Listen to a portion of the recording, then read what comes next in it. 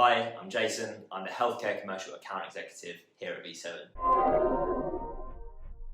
The AI healthcare market is booming and is expected to grow by 17 times this decade. Here are 4 trends we're seeing in the management and creation of training data that are allowing healthcare AI leaders to go even faster and build even better products that are accelerating this growth. First up is foundational models. No surprises here. Large language models are having their moment in the sun, and for good reason.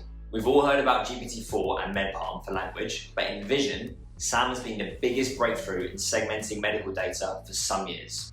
Secondly, real-time reporting.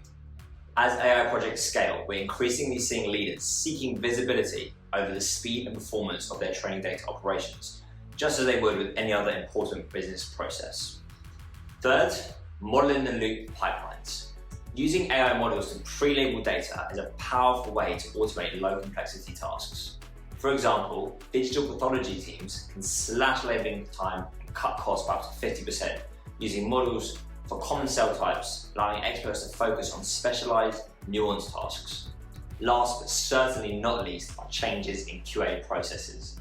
The 4I principle has been helping prevent errors in critical business processes for decades, and now AI teams are cementing this philosophy into their QA review processes and AI data development. These are just some of the ways that new data practices are revolutionizing how healthcare industry are building their AI products.